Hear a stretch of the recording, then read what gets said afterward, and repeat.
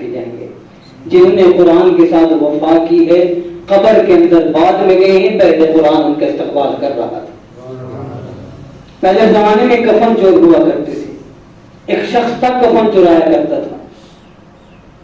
ایک عورت تھی قرآن پڑھتی تھی، اتنی قرآن پڑھتی تھی جس کی کوئی مثال نہیں ملتی۔ ماں باپ نے اس کی شادی طے کر دی۔ جب سسرال میں گئی وہ عورت کہنے لگی میں گھر میں قرآن پڑھا کرتی تھی، اپنے ماں باپ کے گھر میں ہمیشہ قرآن پڑھتی تھی، لوگوں کو بچوں کو قرآن پڑھایا کرتی تھی، میری ایک شرط ہے میں یہاں رہنا چاہتی ہوں، میرا دل چاہتا ہے میں یہاں بچوں کو قرآن پڑھایا کروں۔ سسرال والے اچھے تھے، ہمیں بیٹا اس سے اچھا کام اور کون سا ہو سکتا ہے، ٹھیک ہے آئیے آپ قرآن پڑھانا شروع کر دیں، باقی کے سارے کام چھوڑ دیں۔ اب وہ عورت قرآن پڑھانا شروع کر دیتی ہے، قرآن پڑھتے پڑھاتے 40 سال کا عرصہ قرآن پڑھتی رہی، قرآن پڑھاتی رہی۔ 40 سال کے عرصے کے بعد اس کا انتقال ہو جاتا ہے، انتقال کر جاتی ہے۔ جنازہ پڑھایا گیا، جب جنازے میں شریک ہوئے لوگ تو اس کے اندر کفن چور بھی داخل ہو گیا، شامل ہو گیا۔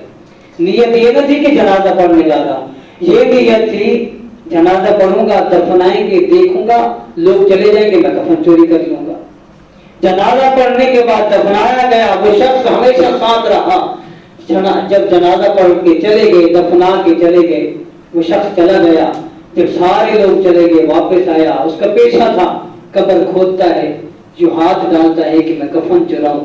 جب ہاتھ ڈالتا ہے تو ہاتھ کے اندر کفن نہیں آ رہا، پریشان ہوتا ہے، ہمیشہ یوں کرتا ہوں ہاتھ میں کفن آ جاتا ہے، تجربہ کار تھا، اس کا کام تھا، آج میرے ہاتھ میں کفن کیوں نہیں آ رہا؟ اس نے جب جھانک کے دیکھا، سنیے گا یہ الفاظ اور یہ جملہ اگر آپ کے دل پہ دستک دے تو خدا را سبحان اللہ کی صدا آنی چاہیے۔ وہ کفن جو جب قبر کے اندر جھانک کے دیکھتا ہے، کیا دیکھتا ہے؟ وہ عورت قرآن کی تلاوت کر رہی ہے۔ جب اس نے دیکھا وہ اٹھ کے بیٹھی ہے، قرآن کی تلاوت کر رہی ہے، اور اس نے ایک جملہ کہا سبحان اللہ، جنتی لوگوں کا کفن نہیں چرایا کرتے، جنتی لوگوں کا کفن نہیں چرایا کرتے۔ وہ شخص حیران رہ گیا، تو جنتی ہے، قرآن کی خدمت کر کے آئی ہے، قرآن کے ساتھ وفا کر کے آئی ہے، تو جنتی ہے، مجھے کیوں جنتی کہا گیا؟ میں تو ہمیشہ الٹے کام کرتا ہوں، چوریاں کرتا ہوں، میں کیسے جنتی ہوں؟ تو اس عورت نے جواب دیا، فرمایا میں 40 سال کا عرصہ قرآن پڑھتی رہی، 40 سال کا عرصہ قرآن پڑھاتی رہی، جب میری روح قبض ہو گئی، فرشتے نے میری روح نکال لی، فوراً اللہ نے فرشتے کو بھیجا، یہ میری بندی، میری پیاری بندی مجھے راضی کر کے گئی ہے، جا اس میری بندی سے پوچھ کیا چاہتی ہے۔ جب فرشتہ آیا مجھ سے پوچھنے کے لیے، رب کہہ رہا ہے کیا چاہتی ہے، کیا مانگنا چاہتی ہے؟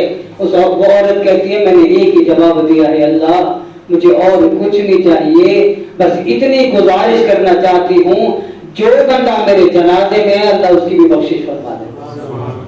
کفن چور چوری کرنے کی نیت سے گیا تھا، لیکن اس کی دعا اللہ نے سن لی، چوری کرنے والے کو بھی اللہ نے معاف کر دیا ہے، اور بتایا گیا کہ تو جنتی اسی لیے ہے کیونکہ میں نے دعا کی تھی، اللہ نے میری دعا کو سن لیا ہے۔